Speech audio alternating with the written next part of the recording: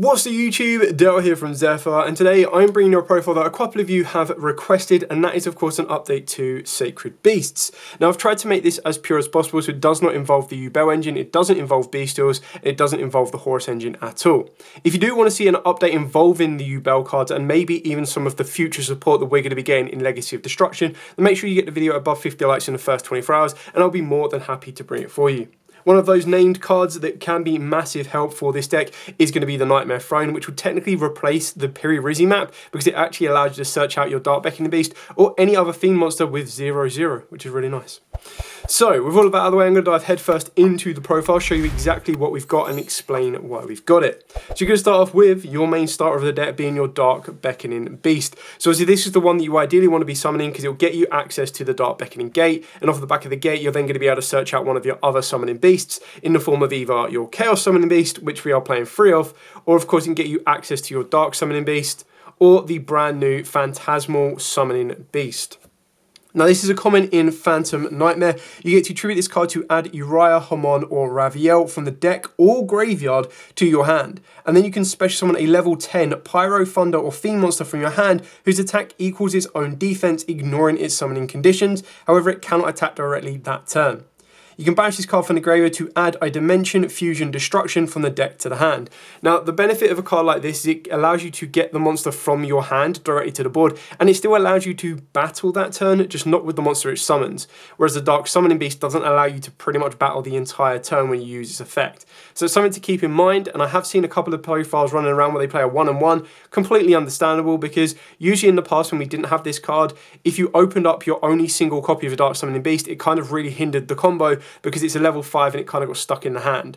Whereas now if you do open this up, you do have an alternative option to go for the Phantasmal Summoning Beast. The only difference is with the Dark Summoning Beast, it gives you that additional effect that you get to banish it from the graveyard to add a Uriah, Hamon or Raviel from deck to the hand. So it gives you more ways of getting to your pieces into the hand for either your fusion plays, or what you're trying to go for, or I'm trying to go for in this particular build, is the Hamon attack lock as a defensive go first option and then move into an aggressive option going second.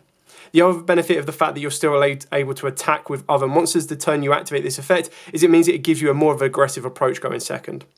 So for the Sacred Beasts themselves, we are playing at 2 Hamon, 1 Raviel, 1 Uriah, and the 1 Lord Phantasm Shimmering Scapers. Now you can actually cut Scapers if you want to. I just still quite like adding it into the deck. Okay, I still quite like adding it into the deck just because it gives you that aggressive option. I assume that's maybe the tin just disagreeing with me. Either way, I do like the idea that you can drop it from hand, give it a nice little attack boost on one of your Raviels, which is really important as well to help you push for that aggressive play. Could ultimately lead you into an OTK as well. And the idea with the Hamons is when they're in defense, your opponent cannot attack them. So if you've got one in defense, it has to attack it. And if you've got another one in defense, it has to attack that one. So it can't attack either of them, which is really nice. It's a nice little mini lock. The best thing about this particular deck, if you're playing it pure, is it gives you so much space for the hand traps, which is why you have the ability to play a Yugioh engine. It's why you have the ability to play a Bestial engine or, of course, a Horus engine. In this version, I've gone with like aggressive hand traps just for the balance of going first and second. So triple Nibiru, triple Ash, double Veiler, and then triple Imperm. Now, like I said, you can adapt these to pretty much anything you want to. These can be more defined hand traps to your format, stuff like DD Crows, Mourners, if you want to, Ghost Spells. Skullmeisters can also be quite helpful for you as well. But it really does come down to your environment and what you're trying to play around with. So feel free to flex these as much as you see fit. Then the next card, at the moment, only until the 20th of April, give or take, we're playing 3 Piri-Rizi map. You would actually very easily replace this directly for the Nightmare Throne, and then you could very easily also consider playing something like Set Rotation, because you will play the Phantom Paradise as well, or of course you can just play normal Terraforming to give you one or the other, and that would mean you could probably arguably cut the Paradise, Fallen Paradise, Phantasm Paradise, down to 1 if you wanted to. We're still playing at 2 because if you hard open it, it's not the end of the world, and you still have the Chaos Summoning Beast that can banish and search it. Speaking of a card that helps you break boards as well as going first or second, we are also playing triple Super Poly. So it kind of follows the same theme that Yugioh has. It just doesn't have the Yugioh factor, but it still has a very aggressive Sacred Beast factor. Now the Super Poly obviously gives you that ability to go first to set up a board and then set this in back row just so you can then break an opponent's board on the crackback. Or of course you can use it to break any board that would seem near unbreakable. Just because you can play any targets in your extra deck, you've got so much flexible space, it really is up to you. Then of course we've got triple opening of the Spirit Gates. Apologies for the white sleeves, it's just because these are bouncing around with the Yubel build that I'm currently working on as well. I really do need to just put all of my decks in the same sleeves. It would make my life so much easier. And then of course you've got your 2 Fallen Paradise as your field spell for your Sacred Beasts. It's just insane, like the fact that it means your opponent can, while you control a Uriah Hamon or Raviel, your opponent cannot target any of those as well, which is really cool, and the Armor Tile.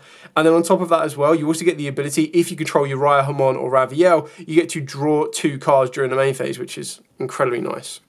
And then of course you've got Dimension, Fusion, Destruction. You could pretty much search this out prior to this, but now with the new Chaos Beast, you've got another way of getting to it, which makes it a little bit more consistent.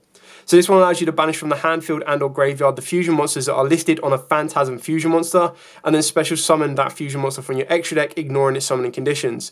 You take no battle damage from attacks involving that monster specialed by this effect, and if you control Uriah, Hamon, or Raviel, your opponent cannot activate cards or effects in response to this card's activation. So it's really easy because you've got 3 Phantasm options in your extra deck. 1 gives you burn damage, 1 is a bit more defensive, and then 1 is your all-out aggressor. So it's great that throughout your combo you can set up the Hamon protection play, and then you can search this so that during your next turn you activate this, get into your Armor Tile, and then push in for an OTK. And the idea is you would already control Hamon, so your opponent couldn't respond to it as well. You've got the Cerulean Skyfire, obviously more ideal with Hamon. So to special summon Hamon using its own procedure, which means you'd have to tribute off 3 continuous spell cards, you're also able to tribute off face down spell cards you control as well.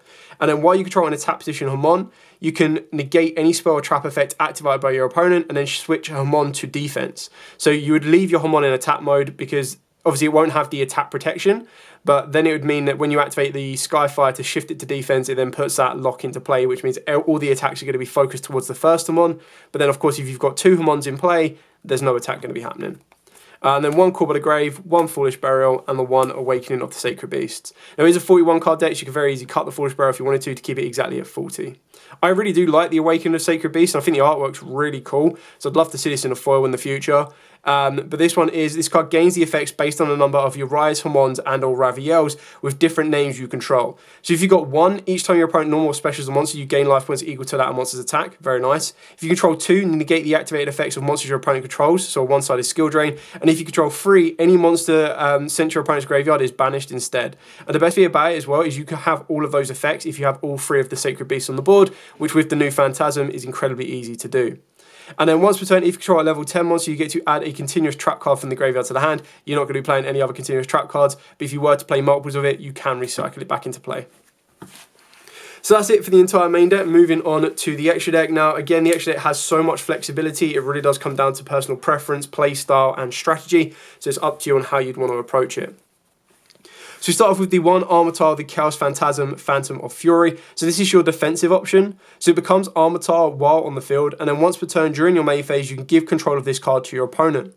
Once per turn during the end phase, if this card control was changed this turn, you banish all cards you control. So obviously if I give this to my opponent, it will banish all of their cards. And then on top of that as well, the owner of this card can then special summon an Armor Tile, the Chaos Phantasm, from the extra deck, ignoring its summoning conditions. So it basically cheats out the Armor Tile. So there's the difference between the controller and the owner.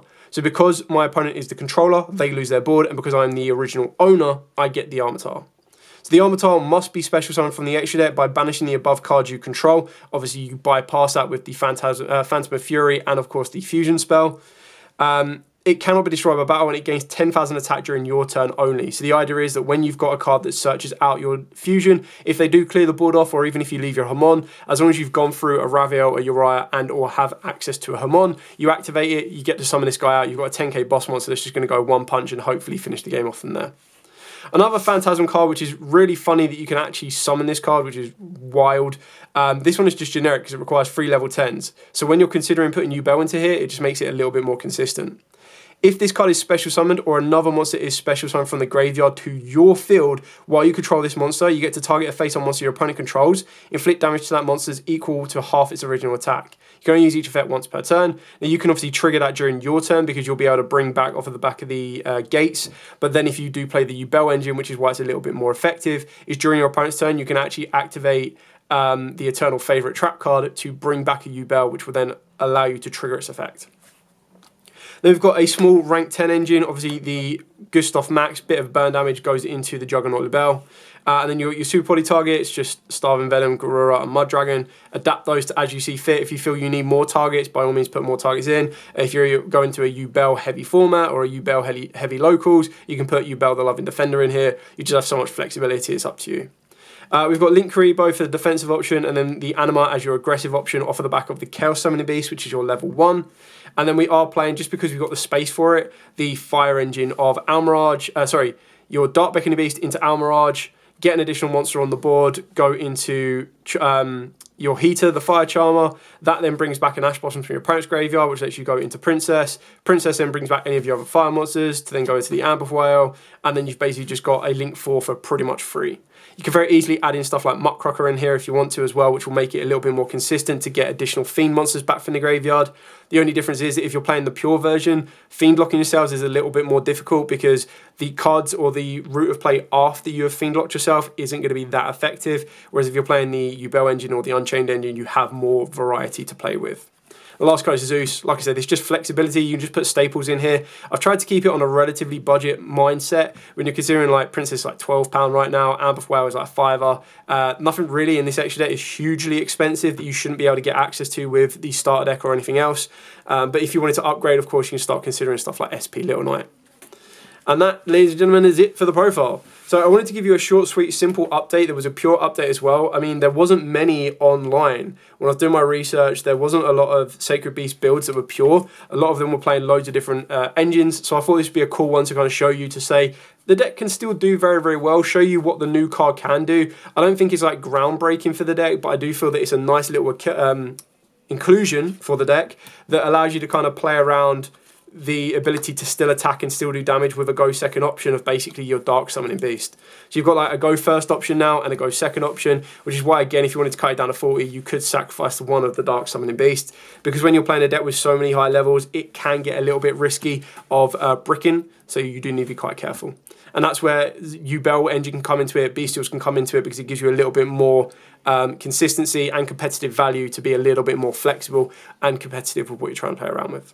Anyway, thank you so much for watching. If you do have any questions, by all means, please put in the comments down below. I will be more than happy to answer them. If you want to see a Yubel Sacred Beast version updated, then make sure you smash that like button. Getting it above 50 likes in the first 24 hours will unlock that for you. And I'll even do it as an update post Legacy of Destruction, so you can kind of see the introduction of Nightmare Throne and how many of the other Yubel cards you can add into the deck. Even then, like I said, you could very easily do a Sacred Beast update that doesn't involve any direct Yubel cards, but does involve a card like Nightmare Throne to basically replace the Pure Rizzi map, so you're not burning half your life points to search you out a Dark Beckoning Beast. Anyway, thank you so much for watching. As absolutely always, stay safe, and of course, happy dueling.